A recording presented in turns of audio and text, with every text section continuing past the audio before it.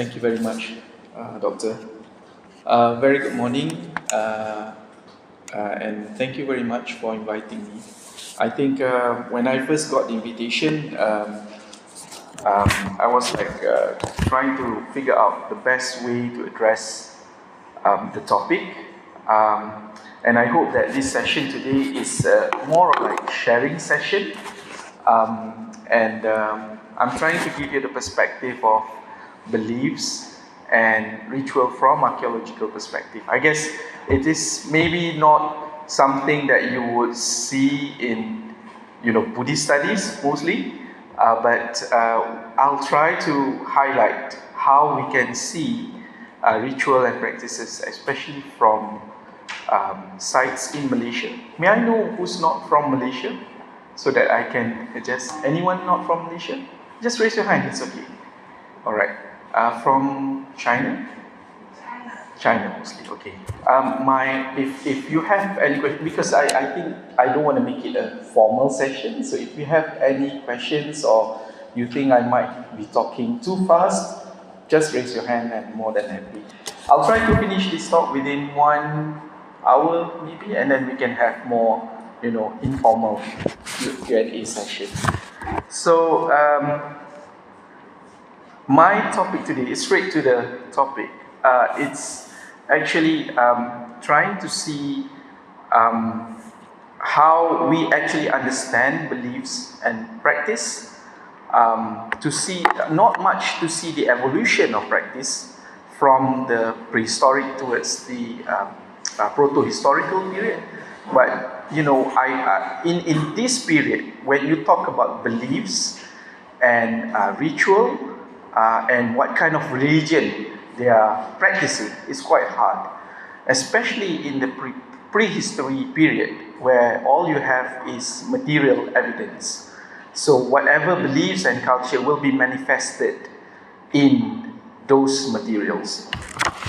And in proto-historical period, for example, which I will show later, where you have the manifestation of material, of religion through material, although some of it are quite very direct, like inscription and stuff. But in the case of some of the sites where you have no material evidence at all, so we will try to explore that. So when we talk about belief, we mean that it's actually a pattern practice. So you can see the practice that has been, there is a pattern to the practice. So that's what we call belief. Usually when we see the dead, how they treated the dead, and how monumental architecture are being built and stuff like that. So the question in Malaysia, because my talk is on Malaysian context, is something that we can see because the records is there, basically. And my topic today is going to be focusing on two sites. One is in the Lenggong Valley in Perak, middle center of Peninsular Malaysia, and the other one is on the northern part of Peninsular Malaysia, the Bujang Valley. So these two sites are main archaeological sites in Peninsular Malaysia. So, and then on the other hand, you have the Straits of Malacca, and then you have the South China Sea on the eastern side, where actually connecting, one of the main routes from China to the Peninsular Malaysia. And then you have the Indian Ocean, where it actually link the Indian continents to Peninsular Malaysia. So when you talk about religion in terms of prehistory, so we can see it from context like burials. Oops, I thought the next slide. We can see it from burials, and then from proto-historic religion, you can see from architecture and stuff. But one thing is that we tend to see history as very linear. So people practice simple animism, and then somehow gradually, practice a much more complex religion. Linear, simple, complex. But it's not really something that we should take. It doesn't work that way all the time. It's not currently linear. So, in my talk today is that somehow when we see a linear upgrade, it ignores how ancient communities consistently sacralize specific landscape, shifting only their material strategies rather than evolving new capacities for faith. What I mean is that we have to see how they practice religion by how they actually change their landscape and how they adapt to their environment. So that is what I call the place-making logics. So a simple place like this, you attach meaning to it, and you attach also belief and religion to make it logical for you to say that, okay, this is actually beliefs that we are practicing. Next. Okay. Faith as a pattern practice, like I've mentioned, religious or ritual, is all observable practice of placemaking. So we create the place and we attach meaning to it. So landscapes are not static backgrounds. I mean, we can see the prehistoric people actually started utilizing caves, rock shelters as their dwelling spaces, the place where they live, and then gradually moving towards much later period where they live near the river and as well as confluence, and then I think we must ask how places were made ritually consequential rather than assuming the presence of centralized religious authority. So what I'm trying to say here is that you can actually see through examples that I will give later how people actually do the placemaking, create that place and give meaning to it. Next. So let's start with the prehistory because that's the older part, and then we move to protohistoric. So like I've mentioned, the Lenggong Valley actually preserve a lot of human presence. Here, prehistoric ritual is forced into a narrow evidence lane, stone tools, subsistence remains, and burials. Yet, although it's very, the abundance of it, it does show religion, and it's analytically valuable. The valley itself, as I will show you later the example, is a long during ritual landscape. It happens for a very long time, full of meanings, and the early modern human presence at open air sites. One of the sites is Kota Tampai. In archaeology, we say open air means that they live in open places like this. So if it's a cave site, means there is a shelter. So how do they live in the open area? Maybe they create their own, shelter, or using sticks and leaves. So that's open air sites. So we can see that from evidence in the Lenggong Valley, we can see that the practice as well as the religion is manifested on how they treat the dead, because that's the only thing that survives. Either you have in the Lenggong Valley, either you have stone tools or bones, or maybe ceramics. Not much things that you can find, especially in prehistoric period. Next. So the material management of death, because we don't really have much idea of so-called religion or belief, so we rely on whatever data that is available. So these two sites, actually three sites. The Gua means cave, the Kajang cave, the Harimau caves is where we found lots of these burials and human remains. Okay, next. So Gua Kajang is one of the sites. Anyone here been to Lenggong? It's a World Heritage Site anyway, but yeah, it will take about 3 hours from KL to the Lenggong. So one of the easiest sites in Lenggong, there are a lot of all these cave rocks. The limestone complex hills where you have many caves. I think altogether there are more than 100 caves but not all caves has archaeological records. So all the caves with archaeological records are being studied or has been studied or currently being studied by archaeologists. And one of the main one is the Kajang cave. And this is the only cave that you can access easily. Even car can go straight to the entrance of the cave. The rest of the cave is not easily accessible.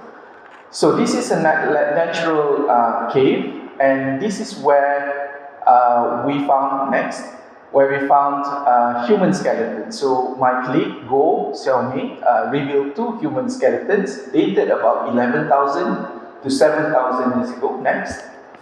I can use this, right? Okay, sorry. Okay, so as you can see here, I mean, it's not much that we can find. The problem is that because it's an open cave, and then right here, imagine here, right in front of the cave, there is used to be a huge paddy field. So the locals go into the cave, take a guano, the bad dung, as a fertilizer for the paddy field. So it's a very convenient and very cheap and free of charge option, so to fertilize the paddy field. Hence, it does disturb the soil in the cave. So when they dug up for guano, they always dug up with everything else, including the bones and stone tools. So actually, Go made a chance discovery when she did her excavation in 2008. So as you can see, it's not a complete human bones because it has been totally disturbed by the guano diggers. But we know that based on the analysis, it's actually a woman with a height of 155 to 163. Based on the long bones, we can measure it. There's a formula, then we know the height during life is about 155. It's about the size of our current population. And the thing is that you can see that other findings, including food remains and stone tools. So, of course, the dead cannot bring all this together with him. There must be someone that actually brought this and buried all these remains with this lady. The dating is about 10,000 years ago. So this is the beginning. I want to show that 10,000 years ago, in the prehistoric society, there is actually a belief system.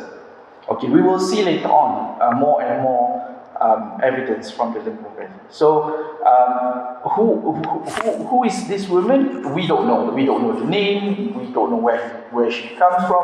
But we can actually broadly or generalize it into a group of people called Australo-Melanozoic. Australo-Melanozoic is, imagine if you see the Aborigines in Australia, that's how they look like. So they are Australo-Melanozoic people. Another one, because there's 2 skeletons, the other one is GK2, even much more, less human bones. Totally much more disturbed compared to GK1. So only part of the leg bone was found, no stone tools, and there's still, slab with hematite remains, stone tools and pottery. It's about 7,000 years ago. So there's 3,000 years of gap between this person and the other person. But then, see, this one is quite common during that time, slabs with hematite remains. Hematite is, if you go to a limestone cave, you will find some of the stones in red color. So that's hematite. It's actually iron, ferrum oxide. And for the prehistoric people, they think that this hematite is very precious and it got a significant value in terms of religion. So they will color or they will paint the dead with that kind of mineral. And this can still be observed nowadays in the Aborigines in Australia. And some of these artifacts. So the culture is that when they buried someone, they buried the dead, they will also bury it with stone tools and food remains. You might want to ask why. As you can see, observe from the modern, except for the Muslim way of burying the dead, we don't actually put things with the dead, but many cultures they actually put things with the dead. The reason is that it's the same. I mean, 10,000 years ago is to facilitate the dead in the afterlife. So means that when he goes or he or she goes to the afterlife, they have things, material things for them to survive in the afterlife, food to eat and stone tools to be used. And this is the observation. I mean, 10,000 years, 7,000 years, for 3,000 years, more or less the same. So that's the same practice. This is an interesting thing. So another cave site, Gua Gunung Mutuh, GGR, about 13,000 years ago. I mean the cave. As you can see, this is the old photos. You see all the paddy plantation here, and you see the cave. GGR is right there. From here to here is about 124 meters. That's the highest cave in the Lenggong Valley. Interestingly, when USM, Universiti Science Malaysia team, did a survey of Lenggong area, they say this is the only cave that is high, so we have to go there and see what's inside. So when they did the excavation, they found one human skeleton.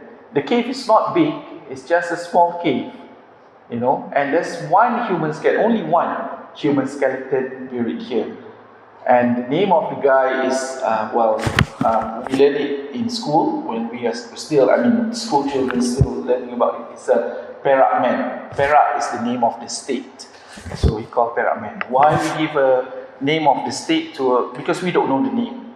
So usually the consensus is that we name the skeleton based on the place where they were found. So this is Perak man. So the cave size is about like this.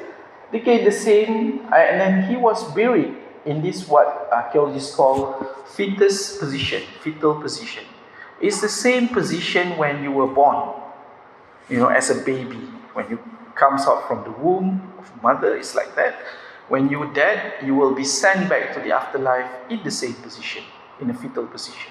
That's the belief. And it's not just the belief here, it's the belief throughout the world, 10,000 years ago. Flex. So your hands and your arms will be, before rigor mortis set in. Rigor mortis means before the body becomes hard and stiff. So they bend the arms and legs so that it will be like this. Interestingly, Perak man was also buried. This is a reenactment position. So you can actually see the hand, on the chest, and then the leg was flexed as well. 10,000 years ago, at that time when it was discovered in 1991, he was the oldest, most complete human. It's not the oldest, but among all the complete one, he's the oldest that time. Now we have more complete skeleton and much older dates. Alright? So it shows that the human have occupied the cave from 13,000 to 2,600 years ago, based on the research, but it's the only human skeleton buried in this. So the way he was buried, reenacted by a student, the skeleton found is almost complete, and he was buried almost about 1 meter. It's not a very deep burial, so it's just 1 meter deep and then buried. Before they buried him, they put all these riverine shells like this as the base, or as a cover. And all these shells is considered as a food remains.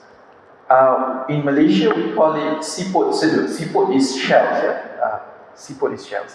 In order for you to eat this, you have to cut the apex of it, and then you have to suck the flesh out.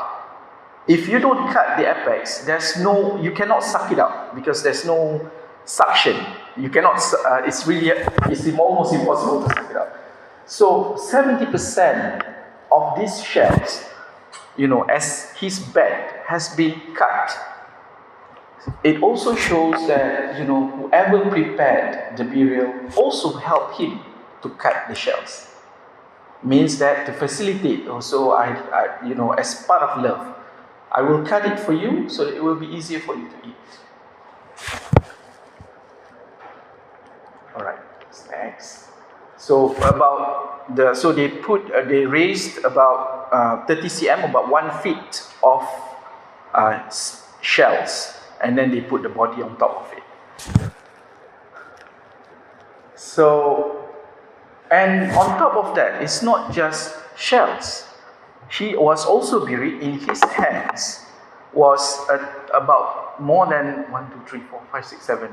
7 species of animals that still can be found in tropical rainforests of Perak.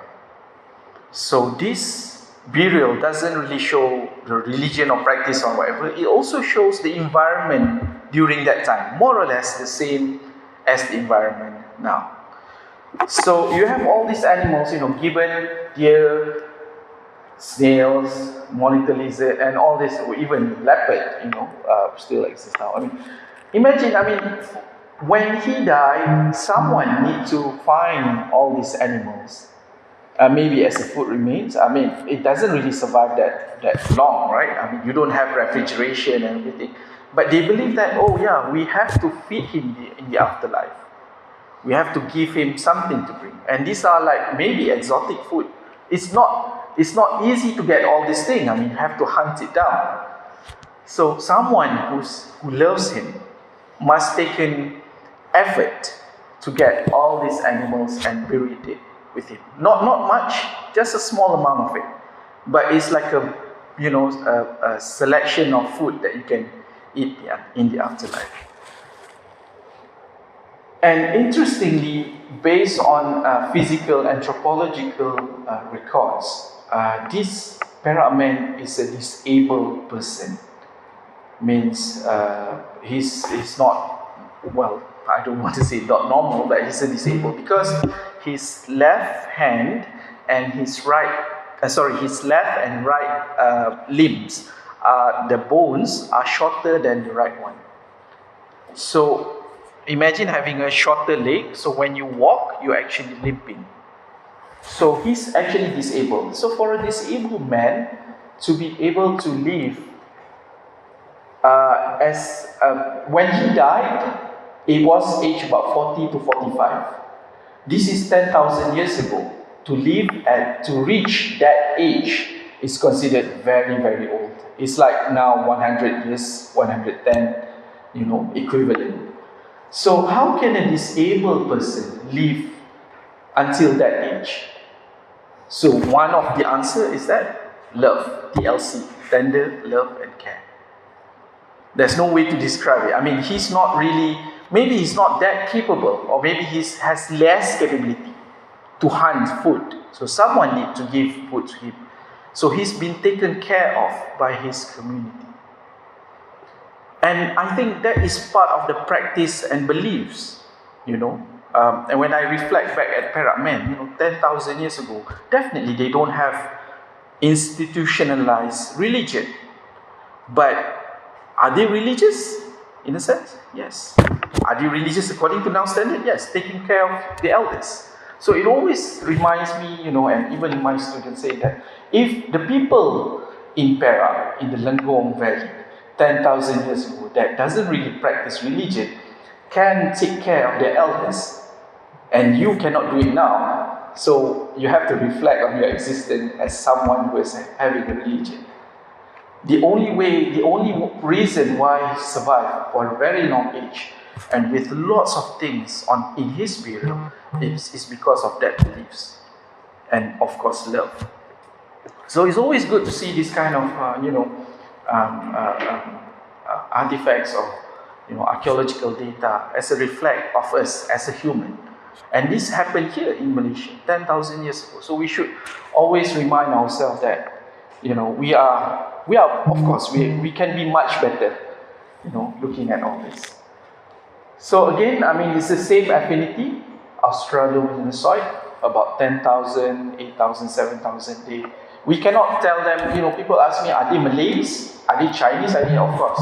Those are the modern terms of how you categorize people. But at that time, there's no such thing as Malay. It's ridiculous to say that Perak man is Malay. Of course, it's not Malay.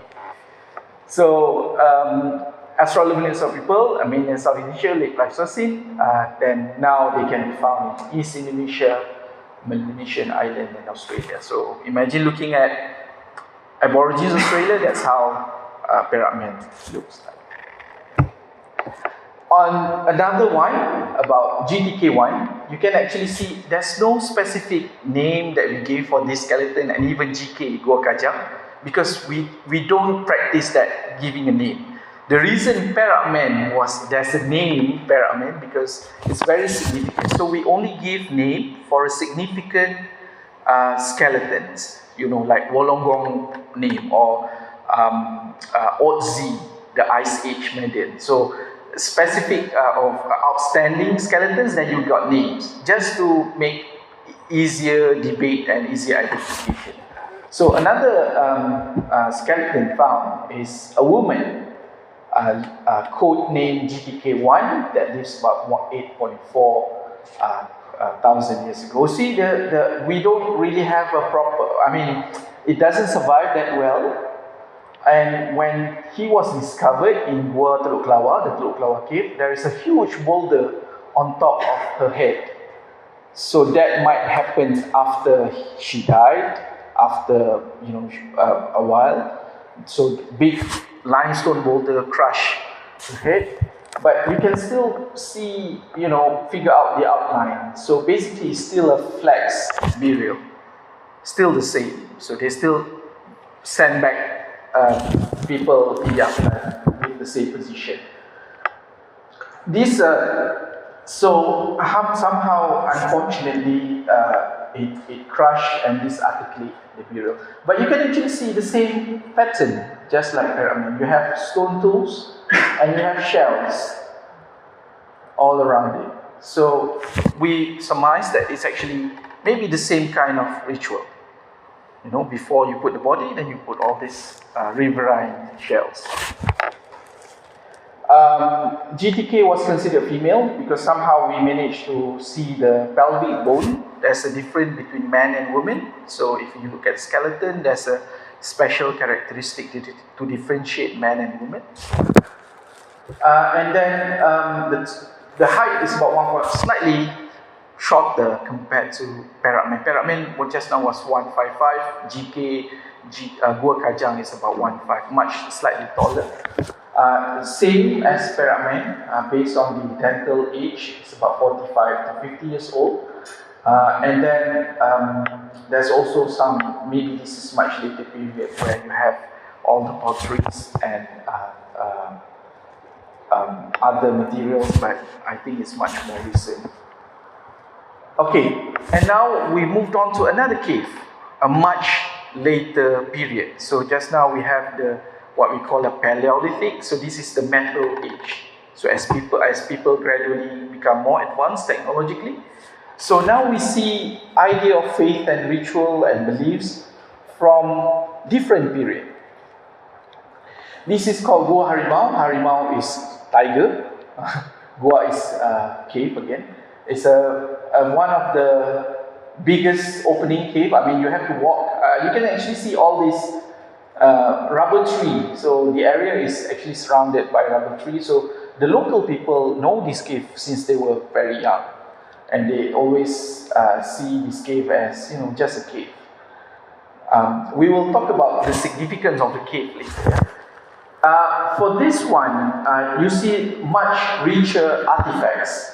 For example, because this is a metal period, you have a metal artifacts such as the bronze axe and the cast for this bronze axe.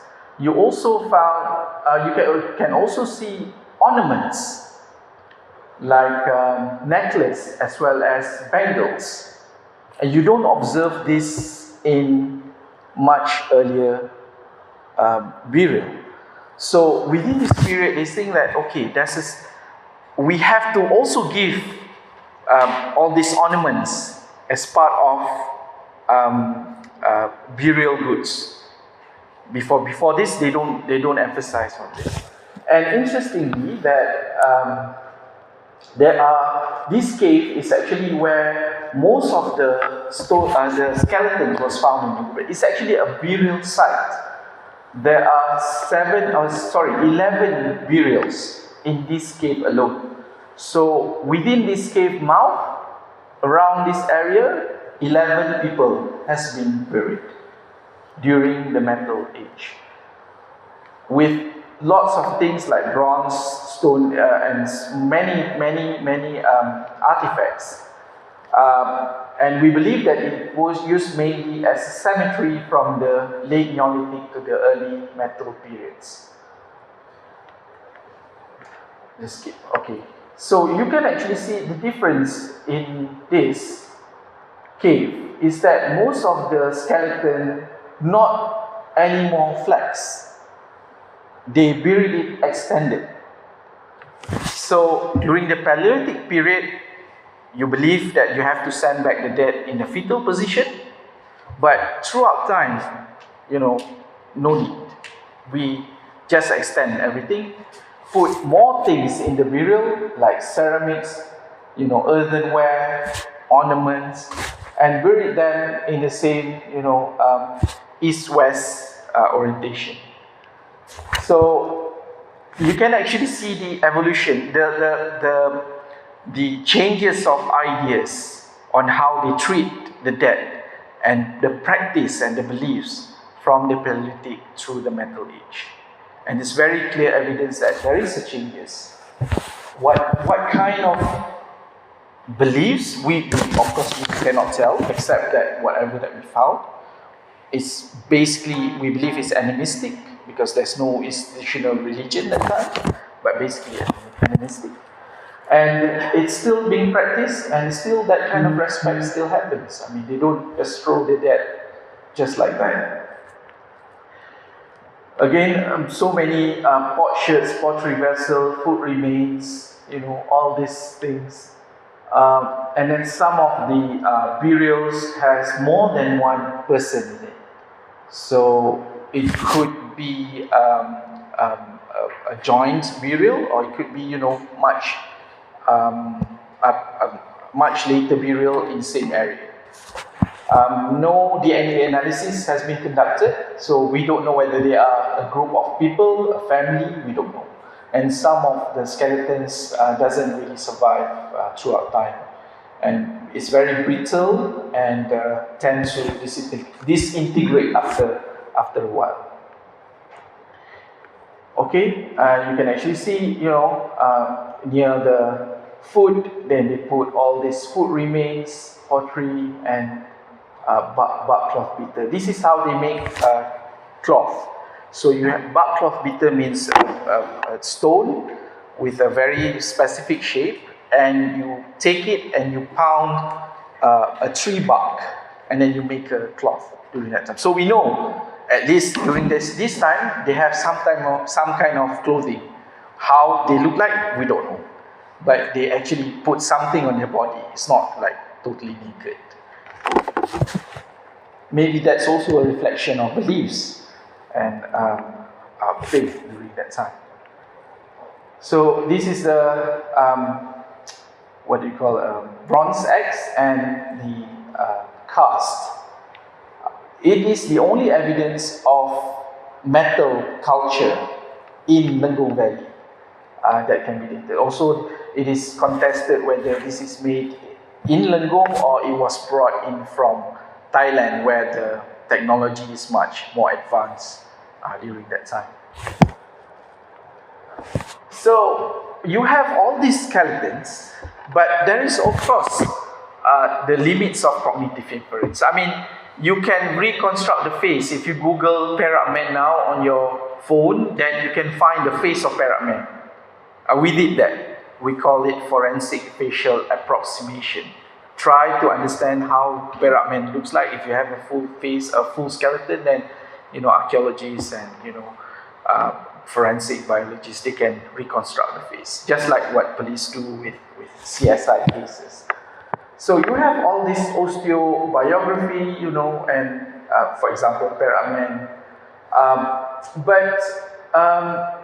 Of course, I mean, face alone do not yield belief.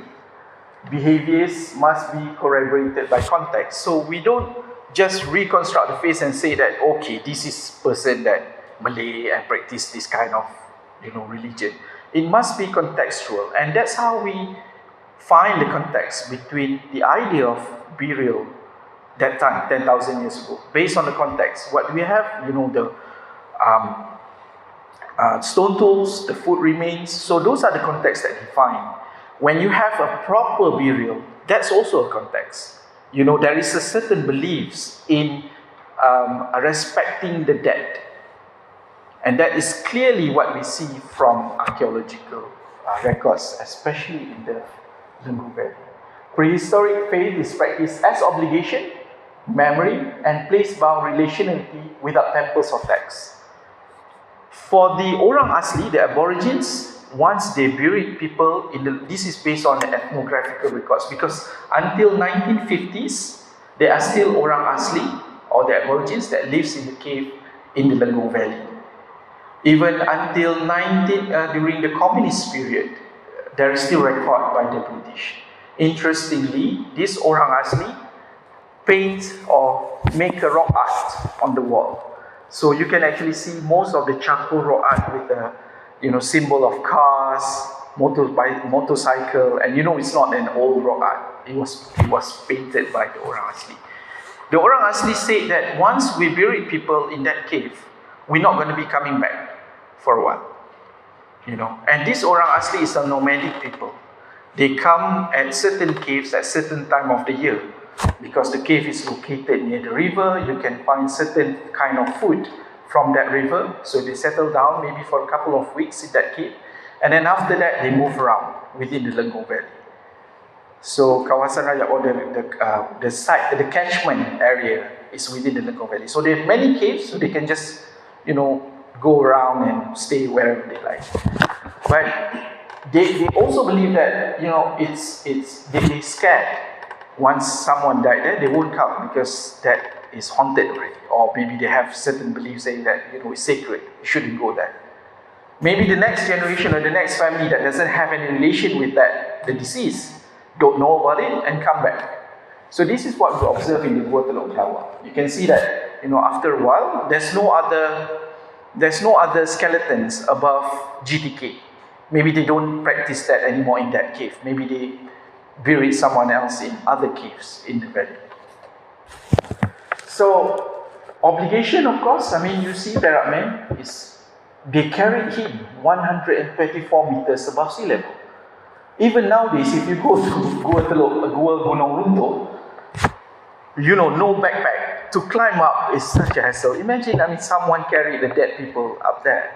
So that kind of effort, you can actually see the respect, the effort. We have to go and bury him there because he's special, up above the cave.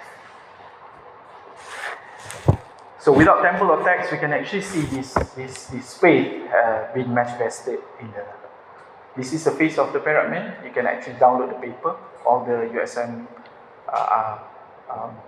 people who actually publish the paper. Well, you have to read the paper to understand how we ended up with this face. But the face alone won't tell you about faith, definitely. But with the context, we know the kind of beliefs that they practiced at that time. So all of this form what we call ancestral landscape. And this ancestral landscape, when we look at prehistoric context, we can identify it through this maybe speculative features. Number one is selective places of deposition. They select caves as burial and they use it repeatedly. For example, GK, you have 8,000 and 6,000 years, 2,000 at least. But they're still using the cave. So they use it repeatedly as a burial site. So there is a shared norms where they think, okay, this is where the dead belongs. This cave, that cave, we should put our loved one, the dead, in this cave. Second is ritualized treatment of bodies and grave inclusions. There is a pattern inclusions where you have repeated artifacts being buried again and again. Shell stones, maybe in a different period where you have occasional metal objects.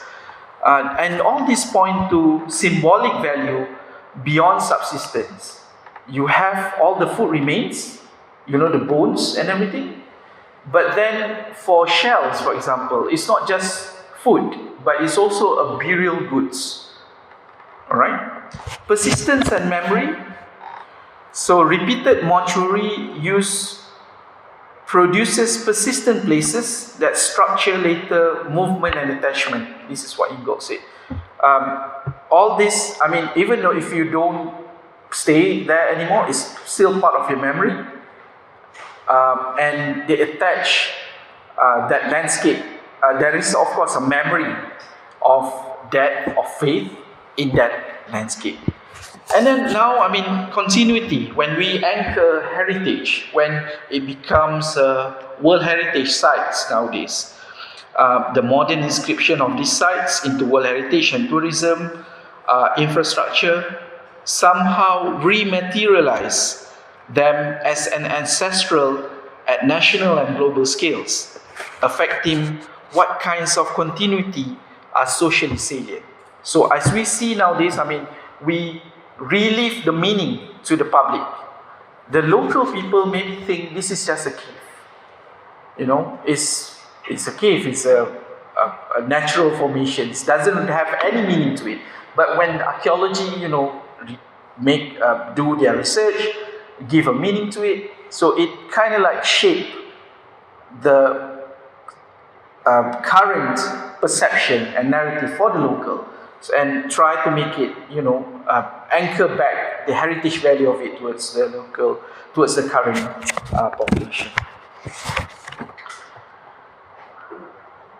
So, as we moved on, just now it's actually the Lenggong Valley, and now we move on to the proto-historical period of the Bujang Valley on the northern part of Peninsular Malaysia. So it becomes legible, especially from the archaeological point of view, because it's marked, the beliefs and the ritual and the faith is actually marked in a different ways. Just now you have the burial, but this time they have the monuments, they have the inscription, and all the ritual infrastructures. So you can actually see the difference there. And together with industrial production and long distance exchange, especially when you have two main water bodies, such as South China Sea and Straits of Malacca. So the question is, how do sacred forms and sacred authority attach to these ports, rivers, and coastal corridors? And Bujang Valley, as a complex entrepot with Hindu and Buddhist presence, is very cosmopolitanism in terms of its archaeological variable. You have the Hindu influence, the Indic religious element. It's just not treated as a simple Indian colony model, but as something negotiated within a port world, where merchants, artisans, and political actors from multiple regions intersect. It's not just simple that people come in, they convert to Hinduism. No, it's not as simple as that. And we can see that Bujang Valley actually offers a very clear case of religion as infrastructure. Temples, inscriptions are not isolated religious residues, but part of components of entrepot landscapes. I'm going to go through this, quickly, I think. It's just one of the slides that I've been presenting on the Bujang Valley. So this is where the Bujang Valley is. Maybe later on, Dr. Meljif, if you have anything to add to this during Q&A session. Because Dr. Meljif is the expert in this area. Bujang Valley Archaeological Site, Penang is here, so it's up there. And all this research that has been going on from 1840 is one of the earliest research sites in Peninsular Malaysia. So 87 sites by all these people until 1990s, covering this region, the valley, where you have the main water body is Sungai Merbok, and two main centers, which is Kampung Sungai Mas and then Pengkalan Bujang on the north, and you have the Jerai Mountain here. So I'm just going to go quick. But the idea is that during 130 years, all this being defined as mostly from a religious perspective or religious lens, either Hindu, Buddhist, or mixed, and this is how most of the researchers define and see the Bujang Valley from the religious perspective. The site status now, Jane Allen, one of the PhD students that time in 1980s, did her PhD in the Bujang Valley, recorded about 87 sites. Out of these 87s, gone, destroyed, only 11 can still be visited and look at. So these are the name of the sites, and it's scattered throughout the valley, but only 11. So some of the examples of the sites, these are reconstructed sites. Unfortunately, these sites, 11 tree has been demolished. But it's a form of chandi or temple with clear section and different ritual usage. And it's just not just square or rectangular. One of it is actually octagonal. And during the proto-historical period, I think that you have a very less textual evidence of yourself, but the external world is talking about you in other sense.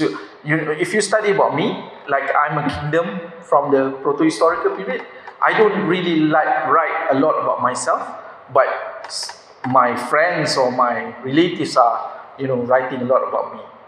So that's how we see the Bujang Valley, because it got different names. The Indian call it Kadaram Kataha Kidaram, the Arabs call it Kala, Checha by the Chinese, and Keda by much later period by the British. So this is one of the characteristic of the proto-historical period. So Gunung Jerai or the Jerai Mountain act as a landmark. So it's clearly can be seen during the good day. You can actually see it from far away, even from Penang, or even from one of my friends from Indonesia said that they can see. I don't know whether that's true or not, but they can see Gunung Jerai from Indonesia, maybe with binoculars or something. And then the location-wise, the facilities where all these traders need fresh water and food. So it provides it quite clearly, quite efficiently. And of course, the Straits of Malacca has been used as the east-west trading route. So you can actually see Gunung Jerai and mangrove forest as protection, and also Merbok River to supply the fresh water for the traders. So I'm just going to skip this. So early interpretation and conclusion, this area started about 4th to 5th century. And it's mostly based on religion. It functioned as Ancestral, and two main areas, which is Sungai Masan and Bujang sites, as the focal point for Bujang Valley. So, just going to skip this. So the site approach, when USM did this, so they actually mapped the area based on geomorphological studies and also geological studies. So the water level during the 1st and 3rd century are much higher. So the inland part, which is nowadays, the current one here, used to be under the water during the 1st and 3rd century AD. And until 14th century, then it forms just like current days. So if we want to find much older sites where people actually live, we have to go much further inland. We cannot go out because at the current shoreline, this is used to be under the water during the 1st and the 3rd century. So you have to go and survey, much more inland because of that water level. Okay, I'm just going to skip this. So in 2007, when we were tasked by the ministry to find sites in the Bujang Valley, so they just opened up this road, the bypass road to Merbok town, and then it gives access because before this it's oil palm plantation, so there's no access to survey all these areas. So when we go there, So easy access, and we saw lots of mounds, a small hill, and we were like wondering what are these mounds, because some of it really you can actually see clearly the way they lined up the bricks and some of the artifacts. When we talked to the local people, local workers, they said maybe this used to belong to the old people who lived there. Not that old, because they said the Malay people used to have kampong or village here. And we didn't think so, because the bricks looks too old compared to what they told us. So that's the context of Sungai Batu. There's one site not far from Sungai Batu. This is Sungai Batu. There's much older site, Gua Kepa, 5,000 years ago. We can talk about this some other times. Also a very good signifier for ritual and beliefs. And then, this is when we did all the archaeological things, so survey and then excavation, geophysics. This is how we find things underneath the ground, so we have to survey it first, then we know where to dig. If we don't do this, then we just, digging in the dark, kind of. So you might waste time, energy and money if you don't survey it properly first. So, and then we do excavation, and then we do sieving. Of course, some of it is very fine artifacts, like beads. So, and then plotting, all these archaeological things. And then we also use, I try to understand the sediment, because it tells us where what was the condition of the site before they started building all the monuments. And stratigraphy, soil sampling, and brick making. This is also part of the experimental archaeology, in order to understand the idea and the way they see things. So you replicate back the bricks, and using a formula as closest as possible to the ancient peoples. And then field trips, of course, not far from that area, we found a furnace. I think this is a brick furnace, and it's made of clay. So they just put things inside and then burn it until maybe 500 degrees, and sometimes this furnace is also used for iron smelting. We didn't find it in Bujang Valley intact like this. We found it outside, like in Jenyang, about 70 or 60 kilometers away north of Sungai Batu. Okay, so to give you an idea, until 2021, yes, there's no more excavation on site. So 2021, the yellow area is actually where the old Sungai Batu. Sungai is river, Batu is stone. So kind of like river stone, loosely translated. So the current Sungai, the current river is very small. It's more like a drain nowadays. But the size used to be much bigger. And these are the sites located just by the river at that time.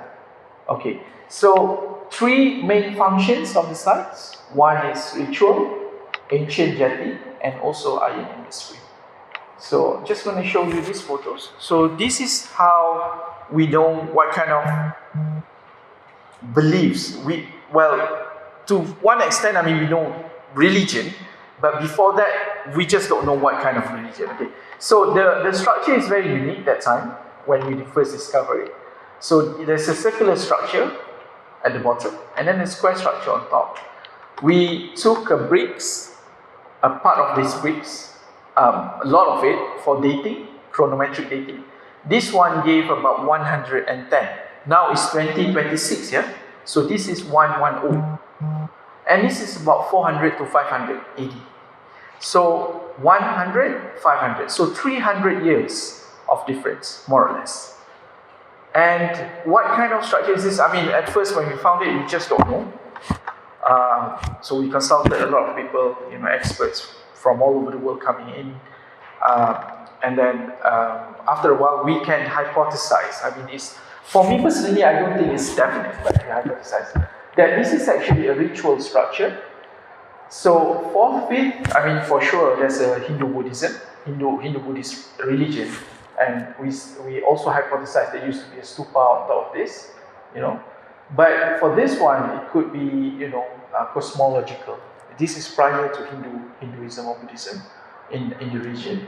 So it could be cosmological. And this one is facing straight to the Mount of Jerai, the Jerai mountain. So the orientation is facing Jerai mountain. So for Alice, it's a continuous usage of sites for ritual beliefs. 100, 400, 500. So 300 years of as a religious structure. So artists, reconstruction of it. And then we also found lots of what we call a satellite stupa, much later, about 6th, 7th century AD, around it. So it's very interesting because you can actually see it's main one, and then there's a lot of other activities, ritual activities or religion activities around this big main monument. So, as I've said earlier, animistic community oriented towards Gunung Jerai. The bricks were locally made using the clay sources in the area. We tested the clay. We tested, chemically, we know the chemical components of the bricks is the same chemical component of the clay. So we know that it's not exported. All the bricks are made on site. This is how we do it. I don't want to bore you to death with all this chemical explanation. But then, to give you an idea, we can actually tell what's the temperature based on the minerals that we found in the bricks. So we map the chemical component, then we know at certain temperature there will be a certain minerals that was formed, that was transformed from the clay. So we can tell it's actually they burn the bricks at 550 to 650 in the pottery, and then this is how we can tell the technology during that time. Fragments of pottery and finger mark bricks demonstrate it was religious structure, and then we found lots of this kind of bricks, with lines on it. So when the bricks are still wet, this is based on the ethnographic and experts, religious experts, most of them coming from Tibet, Nepal. When they came to site, they explained how it was done. So in order to protect the area or to bless the monuments, so the high priest or the monk will bless the bricks and by chanting religious texts or something, and run their fingers, maybe 2 or 3 fingers on the wet bricks. And not all bricks are did like this. On certain places of the structure where you find these finger mark bricks, and we believe it's been put there as part of the protection for the structure. This is a dimension of the structure. Resin or the sap from the tree was used as a binder. I don't think all of it means you have to find a lot of resin but resin is abundant in a tropical rainforest, so it's not hard to get. But I don't think everything will use resin as the binder. We don't see that resin being used in other structures as well. So as a comparison with other religious sites, I would say now, reflectively, this is the only one that has been dated chronometrically, means we send the bricks to the labs. But all of this, maybe some has been sent to the lab, but most of the dates are relative dating. So based on the inscription, so they put the date as 9th century. So as for now, because it has been dated chronologically, we know that it's 110. So considered as still, the oldest. But being the oldest doesn't mean anything for me personally. It doesn't really, it means something, but it's not something that we should be highlighting a lot, because I think we have to understand the context much more rather than making a date triumphant or making it as the key characteristic of the sites. But if you compare with other sites, it's completely different in a sense. And you have all these, of course, Angkor, big monuments compared to Bujang Valley, which is small and not as big as Angkor and and Borobudur in Central Java. So it's a different kind of beliefs or different kind of situation during that time between the 1st, 8th or 4th and 7th century. So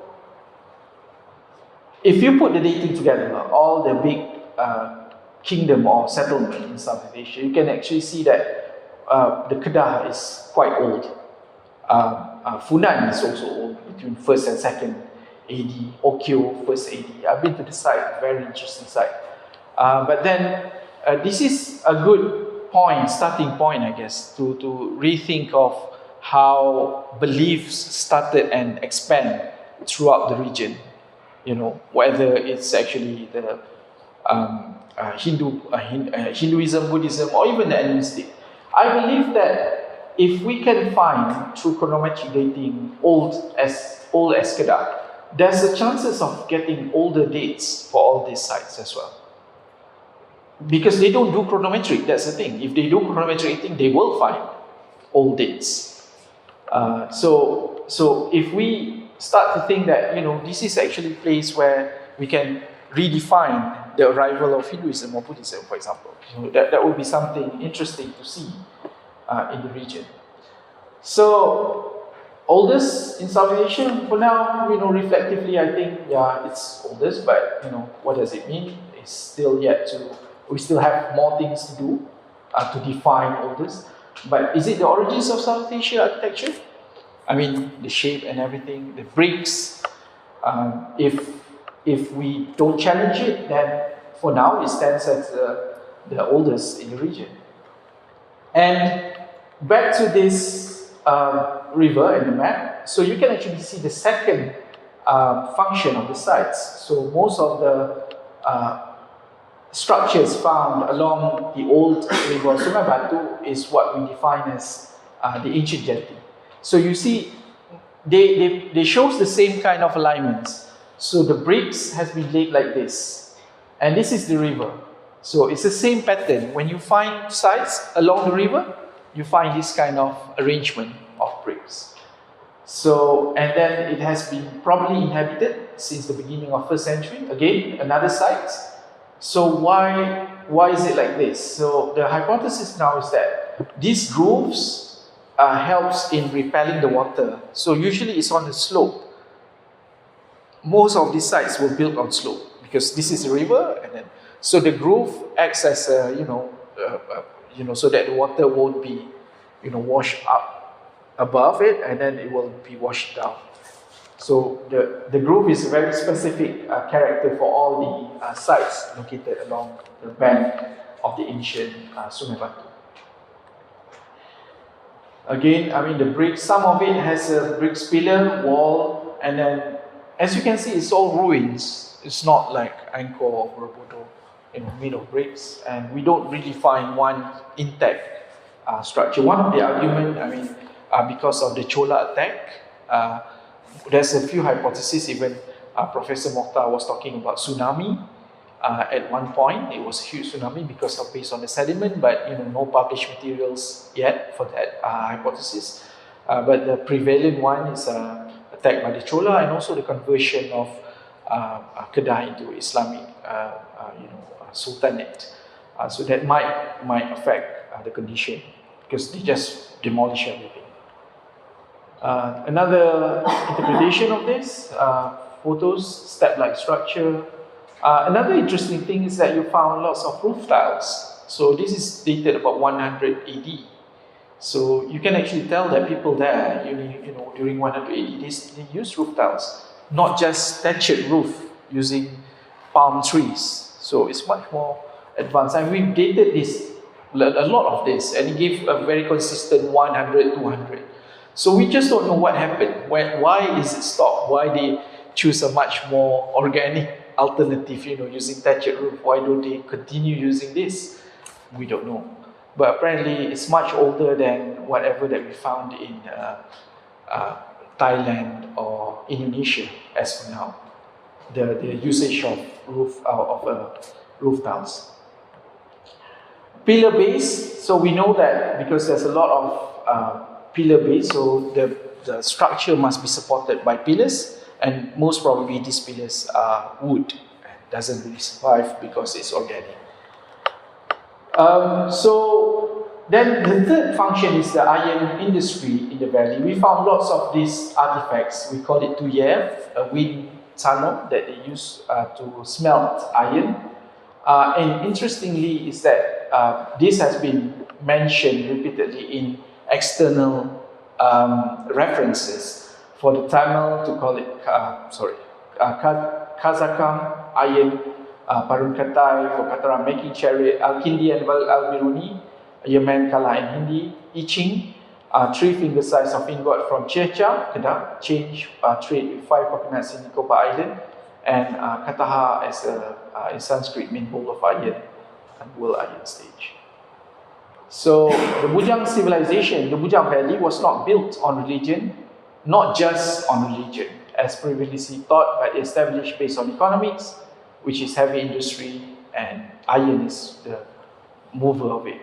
So the radiocarbon dating, of course, this is contested for now, 788 BC. So you have 2 camps, one believe in it, the other one doesn't believe in it, think that it doesn't fit with the whole chronological development of the South Asia. Some of the things found. So what kind of things that they produce? They smelt iron, but they don't make iron products. So what they did is that they actually sell raw products, which is this ingot, as the material that they exported. So imagine this industry, they just produce ingot. So whoever wants it, we sell you ingot. Then you change it to or create something out of it. So we don't really produce chariot or those kind of thing, no. So they sell ingot or blocks of iron. And then this is the size, this is 2 by 2 meters for this site. So you can imagine the furnace, the one that I showed you earlier. So this is a very big furnace. So definitely it's not DIY furnace or a household furnace. It must be a big industrial furnace. And you have thousands or maybe hundreds of thousands of these tuyer. So for one furnace, usually you use 1 or 2 bellows, to pump the oxygen in to increase the temperature of the furnace. But if you have hundreds and thousands of this, means you have a lot of furnace. So that's a good evidence of industrial activities. And then we send the dating. So I have new evidence compared to the previous one, as I showed. Multifunction is not just religious only, but now it's economic based iron industry, and we push back the dating at least to 2nd AD century, if not 788, compared to the previous one, 4th to 5th century. Contested maybe, but since there's no more research in the Bujang Valley at the moment, there's one small excavation. I haven't published the data yet, but based on the previous data, it's 582 BC. So this predates, Jesus Christ, 180.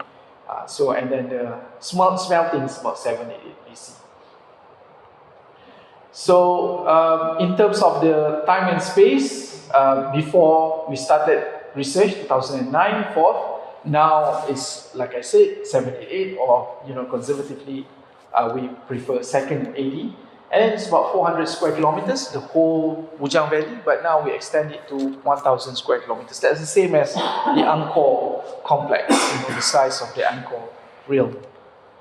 So, back to the religious, as you can see, for this proto-historical period, you can actually see that religion plays very factor, in terms of monuments and stuff. So it's not just religious residue, all these temples, they are active, integrated components of cosmopolitan trading ports, and with all this function. And recently, 2-3 years ago, we found, Bukit Choras, led by Nasha Rodzadi from USM. And then with all these Brahmi script tablets, Mahayana scripture, shows a much more diverse beliefs in the Bujang Valley. And all these other durable materials that was found, And I think that more and more data need to be extracted out from this. Research is ongoing. But then, last but not least, okay. I think I'm running out of time. The politics of chronology, temples are not single events, they are sequence of rebuilding, memory and shifting patronage, as I showed you from the Bujang Valley just now. Different dating methods generate different temporal stories, warning against unilinear times. So you have, in terms of prehistory, you have the biological media, and protohistory, you have the architectural media, and then the textual media. I mean, somehow, 6th century. Somehow I think it might be overlapping with the prehistoric model, but this needs to be examined further. So if you compare these two between prehistoric interior Lenggong and protohistoric, two different periods, but you can see that the media, the way they manifest, beliefs and ritual, bones, and this one, monumental bricks, when it comes to ritual, it's very much low visibility, deeply inside and local, but then this is high visibility public monuments, textualized devotion because of the description, integration, cemetery level, very small because, the community also not that big. But then when it comes to much protohistoric, when you have anthropo coordination across labor, governance and ritual hierarchy, and connectivity, this is much more big in terms of regional, and this is just local mobility, trying to see. So there's very much difference and shift between, different period. Liminality, this is also something that I've been looking at, how the cave, as one of the, how do you connect to your ancestors? And then the coastal port, so to find a bridge, the most defensible continuity across is not a single uninterrupted religious doctrine, it's a persistent logic of sacralizing liminal places. How the prehistoric people sacralize, the cave, and how the proto-historical people of the Bujang Valley sacralize the coastal area, The same social work, I think, in my opinion, the Buddhist stupa as well as the Neolithic burial, is devotion translated from the bodies, from the stones, from the bones to the bricks, but the authority remained anchored in spaces of physical and geographic transition. So yeah, I think this is just some of the sites that I think need to be looked further, like Khao and then a few other sites. Khao Sam Khao on the smelting. So trying to understand the beliefs in Bujang Valley, we should try to take a look at, outside of much serious look at, regional data to integrate the Bujang Valley data into the regional. That's what I believe, and try to understand how the Bay of Bengal networks transmit all these ideas of religions, I believe.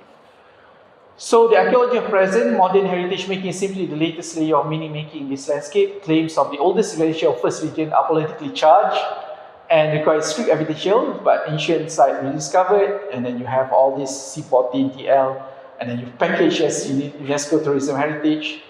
So this heritage making feedback loop, I think, you have to practice it, but then you have to do it carefully. The whole idea is that we can see the shift from ancestral landscape to maritime sanctuaries. It's not a linear upgrade of belief. It is continuous transformation in the media and political economy of sacredness. Modern archaeology is the newest medium. So we try to do more and more research, despite of maybe low budget nowadays because of the. Last but not least, I think Malaysian religious history is not simple linear evolution from animism to it's not one way, the way we can understand it. Instead, it demonstrates continuity to a tradition where the core habit of sacralizing liminal spaces, such as caves, rivers, and coasts, remain constant over thousands of years.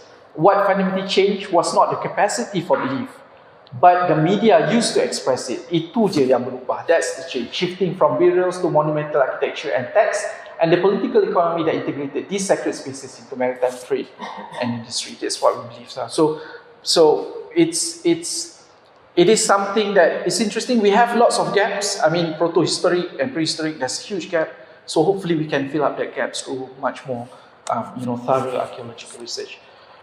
With that, thank you very much for the opportunity, and I hope this sharing session is beneficial both to you and me. Thank you.